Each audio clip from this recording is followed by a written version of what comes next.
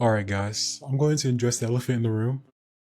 Yes, the Welcome to the Frame podcast isn't the first podcast that I'm going to create.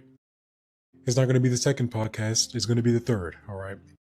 So if y'all wanted a Welcome to the Frame podcast, I'm sorry, but you gotta wait until another podcast is produced, then you get the Welcome to the Frame. Which I don't think it really matters because I'm going to quickly introduce the frame here and what it is in all its glory. But also another thing that I should talk about is the fact that this is my first podcast. I'm a little scared, but if I'm a bad host or if I'm doing a bad job, please don't let me know, okay? I just want to do this for the fun, the kicks and giggles, and if some people get a laugh out of this, then I think I did my job proficiently. Anyway, this podcast episode is 12 things absolutely nobody told me about being a creator, and I'm kind of mad about it, okay? So there's a lot of things that really makes me upset. But what really makes me more upset is something that I really don't know, okay? Like, just the going through the process of trying to figure it out is something that I don't feel like going through, and it just really makes me upset. But anyway, the first thing that makes me upset is the invisible shift. And let me explain. So, let's just say, you pick up a camera and you start photography, and, it's just pretty fun. It's pretty cool. I love taking pictures. I love going outside, taking a photo of that frog on the floor, taking photos of grass in the ground, taking a photo of that tree, and maybe going to downtown, taking a couple of photos of, the buildings and architecture. Okay, that's really nice. I'm glad you have fun doing that. But then the thing is, the first, couple months starting photography, you eat family, you don't eat family. You eat dinner with your family, you still have time to socialize with your friends. You can still go out late because you have the energy to do so. But then eventually, your 9 o'clock bedtime, you're okay pushing past it just a little bit, just a little bit of this today because you're not going to finish this gallery for my first paying client, gotta make sure they're happy. So I go to bed at, 9:15, okay? The next day, okay, I got another client, got to finish this gallery. It's about 9:30, okay? Then I guys to go to bed at 9:30 every day. Until one day I go to bed at 9:45. And again. And again. And then again. Okay, I can accept this. It's just I'm losing 45 minutes of sleep. Nothing too crazy. Then I go to bed at 10:15. That's a problem. Okay, because number one, now my screen time has gone up drastically. I don't eat dinner with my family anymore. And then now I'm just in my room all day editing photos. That's what really makes me mad. This invisible shift in your sleep schedule, and you don't even realize it until it's too late. Because now you already built this psychological routine that you just have to repeat. Okay, so it's 5 p.m. I start admin work. I answer emails, go through social media, see if anybody commented any leads or anything. Okay, I finish any unedited galleries from yesterday. I start new galleries. I cull, I do this. Okay, it's 10 o'clock, I have 15 more minutes until I, decide to hit the hay, go to bed, So what I do is I continue editing. Oh, this is a great shot. Continue editing. Edit some more. Oh my gosh, it's 12:05. So now your original 9 o'clock bedtime is now 12 o'clock every night. Nobody told me that as a photographer. I don't seem mad about it here because I'm trying to keep my composure because that really makes me mad, okay? All right. And then the spinoff to this is, the invisible shift in the morning. Because, I used to wake up at a fairly decent time. Well, actually, this could go two ways. Let me preface you with this. This could go two ways. I used to wake up at a pretty decent time every morning, until I started going to bed later, which means I wake up naturally later. I wake up, let's say 7 o'clock, 7:15, 7:30, 7:45. And I kept on doing this until I started waking up until like 10 o'clock, 11 o'clock. I wake up, I get out the shower, do my morning routine. Next thing you know, it's 12:15. Dang, half my day is gone. Or it could go the opposite way of like, okay, I booked my first photo shoot at 7:15. I got to be up at like 6:30 because the photo shoot is like 45 minutes away. Okay, cool. I do that photo shoot. I come back. Hey, can you do my engagement? Sure. Where do you want it? I want a sunrise session. I want it like pre-sunrise. Okay, what time? Like 6:15. What? 6:15? Yeah, 6:15. All right, so now you gotta wake up at 5:30 maybe. Get to the shoot at 6:15, and then you do this over and over again. Clients keep on wanting to get earlier and earlier until you're just like only getting what 5 hours of sleep every night. So that's another thing that really makes me upset. That really makes me upset. Luckily for me, I am not in the second demographic. I'm only in the first demographic of waking up later. I'm really not complaining. Another thing about it, or another thing that makes me mad, this is what, number three, is phantom weight. So let me explain to you a little bit what this means to me. So phantom weight pretty much means like, okay, I'm a photographer, my camera and I, we are essentially one, but sometimes you gotta leave your partner at home, you don't always need a partner in crime, right? So I leave my camera at home, I go to downtown, and I see this really cute couple decide to, propose to each other. Well, propose to each other. I'm like, oh dang, I don't have my camera. I can't even like I could take a good picture with my iPhone, but the thing about it is, like, let's just say I didn't have a photographer. I'm right there. I am a photographer. I am qualified to do this. I just don't have the tools with me in order to. This kind of feels like being a world renowned mechanic. Okay, and you're driving down a highway and you see this elderly lady on the side of the road stranded with a flat tire, and you're like, I could do this, I could fix it, but you don't have your tools in the back, do you? I understand that analogy doesn't really apply to everybody because a lot of cars do have tools to replace a flat tire, but still, the point is there. It's just you're qualified enough to do it, but you don't have the tool to do it. So you're missing these amazing moments because you just don't have the time to do it. But then the thing about it, if you have your camera with you all the time, then you will essentially burn out. I think. I'm not sure if that's like psychologically proven or whatever, but I think you would genuinely burn out. Um, yeah, spin off to that is separation anxiety. That is that is definitely real. Um, I don't get this personally much. It's still just getting anxious knowing that like my camera's at home. I have the talent to take amazing pictures, but I do not have the capability to. So that's what really causes that like anxious feeling in the back of like my mind, being like, hey, you can do this, but like the world is just not gonna let you. And it's not the world, it's all me because I left my camera at home, but still, it still applies. All right. So the horizon, the horizon trap. I feel a lot of people struggle with this. Um, it's pretty much the death of being content, or the death of being content with where you are. When I was first starting, I had a Canon EOS Rebel T100, and it was a great camera. I love that camera. It was a nice camera. That camera and I against the world pretty much.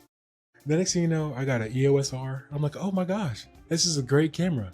But the entire time I had the EOS R, I was always eyeing the R5. You know, like I love my EOS R. But imagine that shot on the R5. You know, I love my 50 millimeter 1.2. But imagine it on an 85. That 28 to 70 f2 is dope. But imagine it on a 24 to 105 2.8, which actually I think it should be backwards. The 24 to 105 2.8 is dope, but imagine on a 28 to 70 f2. Okay, it's just when I first started photography, I used to be content with where I was, but I just don't. I'm just not anymore, and I don't even know. I don't even know if other photographers feel that way or if it's just me. You know, but I wish I could figure out the ability to be content with where I am because I'm already past a lot of other photographers my age. Um, I'm just now getting into like starting to educate other photographers on a topic that really needs to be taught. A lot of people don't really understand how to shoot with off-camera flash at 12 o'clock, or even don't know how to shoot with off-camera flash in general, or shoot with off-camera flash outside too. So that's one thing that I'm going to start teaching in my business, well, in a separate doing business under business. And another thing is business automation, enterprise automation. Not a lot of people have their backends automated, which is something that I'm really good at. So like, it's currently been 6 days since I started this, since I had this idea, and I already have a podcast up and running. Like, this is the first podcast. It's quite insane the pace that I'm moving. I already have a website, a podcast, getting a photographer of the month, and just a whole lot of other back end. Like, the entire back end of the frame is already automated. By the way, it took JPhotos, well, me and JPhotos and I, well, kind of one, but anyway, JPhotos and I, 3 months in order to get our back end completely automated. I just took that to that framework and just flipped it on his head and said just rebranded as the frame, pretty much. So that's one thing. That's a whole rabbit hole I'm going down. Anyway, being content, just stopping saying currently. So currently I have the R5. Just stop and be like, this R5 is amazing. You know, I'm glad I have the R5. Not many people have the R5. Let me believe that. Okay, let me believe not many people have the R5. Okay, so yeah, that's that. Dang. Okay, what is this? Topic 6. What really makes me upset is being a high stress, low margin factory worker. Okay, so I'm gonna go back to a couple months ago before I automated JPhotos because, um, really with JPhotos, I could make a lot of money, but just absolutely burn myself out when it comes down to the back end and editing images and responding to emails, making sure that people who message me get responded in a timely manner, stuff like that. So yeah, you might see like this absurd price, being like, oh my gosh, you charged $400. Oh my god, you charged $800, stuff like that. But the most clients don't realize that it goes a lot further than that. Like a monthly overhead, don't even get me started about the softwares that are needed as a photographer, the insurance that is needed as a photographer, and everything like that. It's just, it really, like, let's just say you charge $400 an hour and then you only do a 1 hour shoot. So you only got $400, all right? But you're putting in 20 hours behind the scenes. That is like below minimum wage. That's insane, you know? So going back to that point before I had my systems automated, it was definitely like I thought photography was going to make bank all the time. Like I was like, oh my gosh, you're going to make thousands on thousands of thousands in a day, thousands in a week, hundreds of thousands in a month. No, no one told me this. Um, so yeah, that's that. A very high stress, low margin. And people don't even understand the stress that photographers get put under. Because first of all, most of the clients, well, I see that most clients, let me rephrase this. Um, Before I got my like distinct, luxurious, like, hey, this is like what I'm known for, that editorial, bold, true to life colors, most of my clients didn't really know what style they wanted. It's kind of hard to gauge what your clients want if when they don't even know what they want. So you could go out and do a shoot, and you could be experimenting with like finding your style as like this bold editorial photographer, and next thing you know, your clients come back to you and be like, "Hey, we want it light and airy, okay?" And then you're like, "I've never ever done light and airy. Why would you even go to me?" Okay, this never happened, by the way, but this is just um, what could happen. So like that's stress right there, not knowing what your clients want, and especially if you're a milestone photographer, like let's say you're a wedding photographer, if you are a newborn photographer, stuff like that. That's very high stress. This is like once in a lifetime thing. Actually, I'm gonna throw my niche in there too. If you're a senior portrait photographer, okay, senior portrait photographers, if you're out there, I'm with you. But anyway, that's very high stress because not only is this a once in a lifetime thing, it's it's a memory. It's actually a memory. Like whenever, like if I'm signing up for a job in photography and the job description said capturing memories, I wouldn't believe you. Like this is my job every day. I guess I quote unquote capture memories every day, But being a milestone photographer, it really changes the way you look at, you know, capturing memories. So I'm gonna leave that at that. This one's one of my favorites. I'm actually so glad I wrote this down on this one. All right. So the isolated island dynamic. oh, we really got to break this. We really got to break this. Okay. Let's just say, let's hypothetically, okay. Imagine, imagine I'm a photographer. In a perfect world, imagine I'm a photographer and I'm going to downtown Greenville and I'm doing this nice senior portrait session, and I see this other photographer doing this one couples session, and I'm like, I wonder what gear she's using. I bet my R5 is better or stuff like that. I don't actually think that way. But it's just the fact that whenever we see another photographer, well, from my point of view, whenever we see another photographer out in the wild, it automatically triggers like some psychological, like comparing, like it's triggering something psychology. Whatever word, I don't even know what word I'm trying to say. You get the point, but it triggers something in your mind saying like you just got to compare. Like, they're using a Godox 8200. Well, I'm using a Godox 8600. They're using Nikon. Well, I'm using Canon. So it's just, I wish we could genuinely break that, and that's one of the goals for the frame that I really want to like break into, because everybody is so isolated. Everybody is so by themselves in this industry, which is insane. Because if you think about a similar industry, let's just say news journalism, let's just say New York Times, everybody comes to an office and they can all see each other every single day. You can collaborate with each other, share ideas, share secrets, share experiences. Us photographers in this industry, well, not in this industry, but us photographers, we really don't have that luxury pretty much. So back to the the hypothetical I said earlier. Now imagine if that photographer and I, we connected recently, and I see them out on doing their shoot. So I'm in downtown, whatever. I'm doing a senior portrait session, and I see Stephanie. Oh my gosh, is that Stephanie? The one who has some crazy light and airy portraits, the one who does who has crazy good posing and engagement sessions, and who has like a team of like 20. Stephanie, if you're out there, you have that, hit me up. But anyway, I'll walk over there and be like, hey Stephanie, and she's like, hey, and like we're just having a quick conversation. And imagine the brand authority that your client is perceived. Because think about it. Wow, if I'm a client, I'm gonna be like, wow, my photographer is fairly well known, she's well known in the industry. Get it, Stephanie, something like that. So like, I feel like not only is it just a cool experience, it also boosts like the client's morale. It could also just word of mouth.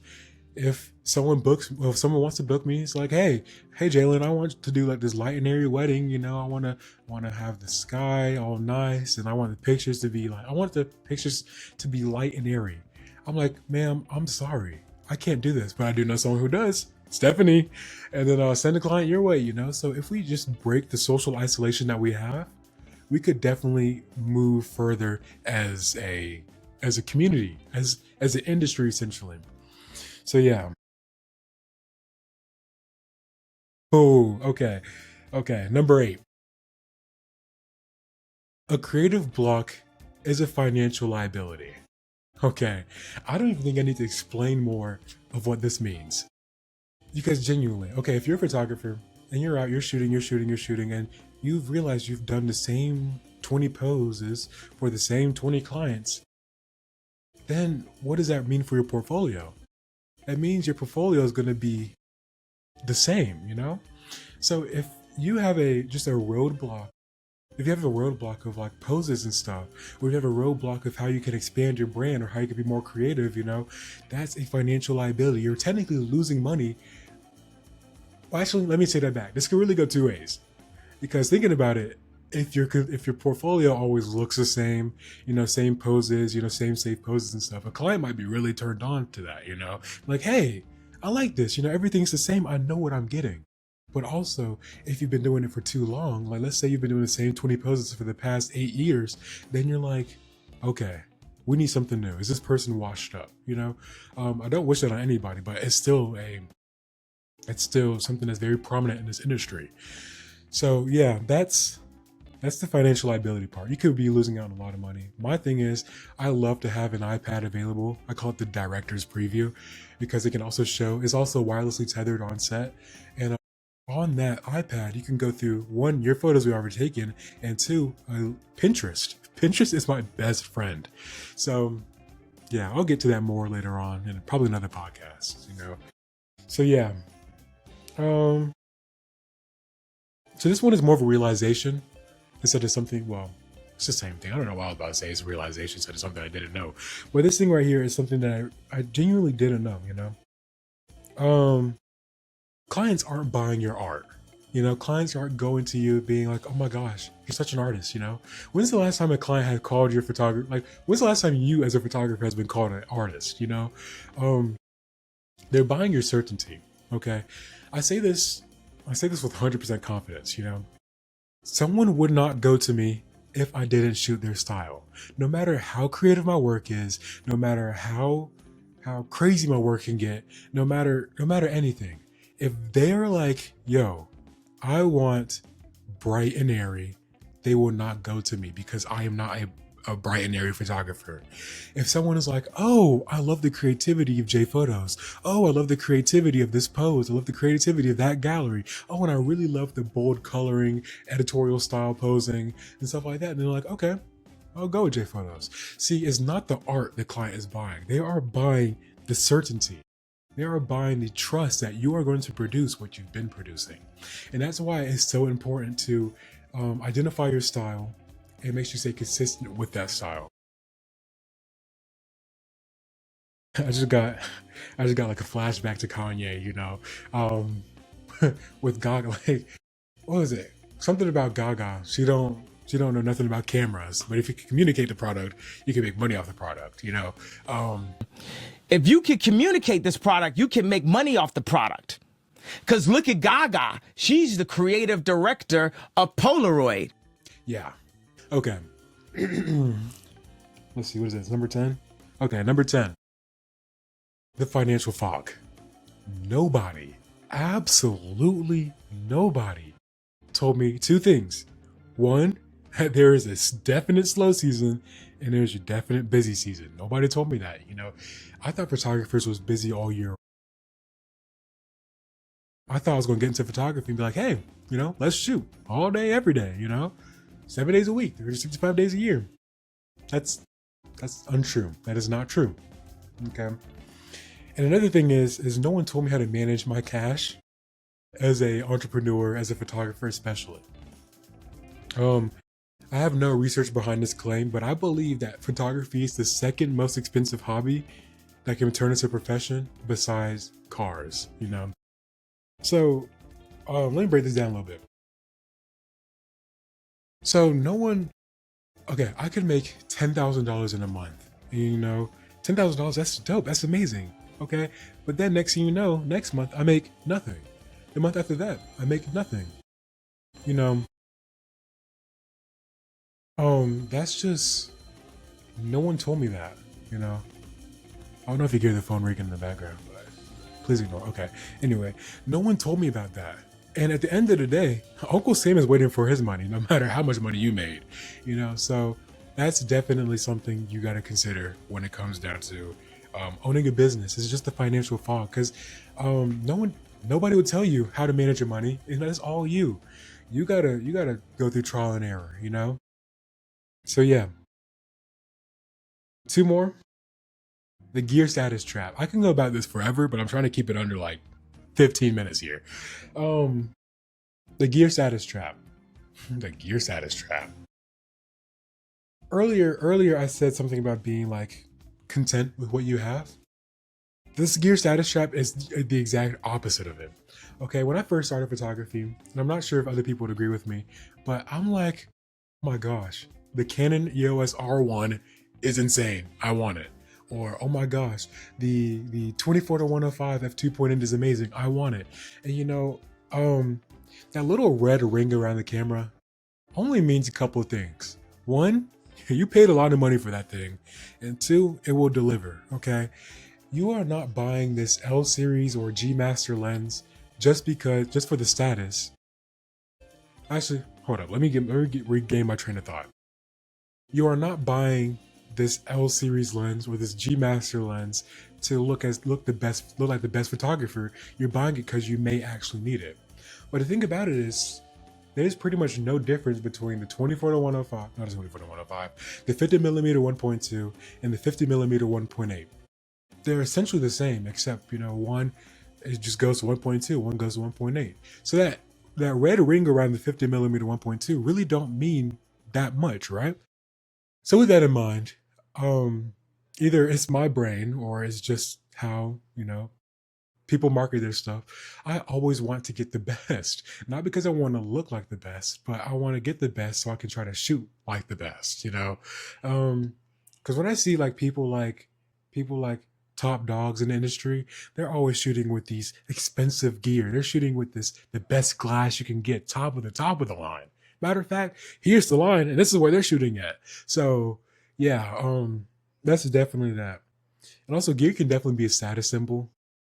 I'm thinking about it as like Great Gatsby, I think about Gatsby. He had like this amazing house. He had this all these great parties or whatever, just for this girl, He tried to use this status to get this girl, which he ended up feeling in the end, but that's beyond the point.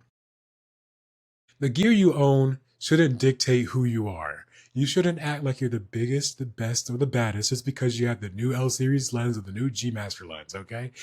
Um, one way I like to look at this is like, I'm not the best. I'm probably nowhere near the best. But there is something that someone else can learn from me. So if we all think like that, then technically nobody is the best. There's no magazine article, there's no news headline that can say, or they could say you're the best. But again, you are a human. You don't know everything. So that's my little rabbit hole. Actually, I got one more. Um, actually, I just found this one out recently after 8 years of, um, pretty much doing commercial photography, or I should say like portraiture or whatever, is that your back end rules your front end. What I mean by this is like, think about it like this, all right? You have like this Walmart, you have this Sam's Club, where you have these Buc-ee's, or this really, really big, this really nice big box store, all right? And you're like, oh my gosh, I'm about to go into Walmart. And then you walk in the automatic doors, and next thing you know, there's not a single aisle in sight. There's absolutely nothing inside of this Walmart or Buc-ee's or Sam's Club. That's where the back end comes in, because the back end actually runs the front. I walk into the building and there's no walls. Okay. So a simplified version of what I'm saying is that there is no front end if you have no back end. So like my automated systems, there's a form on my website. If someone puts in the form, someone submits it. Next thing you know, they don't get no email. They get absolutely nothing. The only thing they got to do is wait for an email back from me saying, hey, we saw your inquiry. Let's move on to the next stage. So all in all, your back end really does run your front end. And I'm so glad I figured that out recently. Anyway, I guess I should plug myself while I still have the chance. I've been doing this for a really long time, staying up late nights, early mornings, trying to figure out what is the best gear for me, what light should I invest in next, what modifiers I should get, how to, automate my business while I sleep. And if you're in the same boat, I would love to introduce you to The Frame. All right. The Frame is this educational / community hub where people can all get together, and one, they could communicate with each other to break that individualized isolation hub that all the photographers have, these really high walls that just need to come down, So that's the community hub of The Frame. And then you also have the educational / mentorship. So there's two things you could do with The Frame if you want to get into the ecosystem. One, you can visit The Frame ecosystem. It will be linked down below if you're watching this on YouTube. Or two, you could go to the website and go to the application link and fill out that form, and we'll get you ready to go. So yeah. So that's the 12 things that absolutely nobody told me about this industry. And it kind of made me mad. Hope you enjoyed this podcast. It's my first podcast again. If you did like it, please make sure you like it. Show your love and support. And I'll see y'all in the next one. Toodles.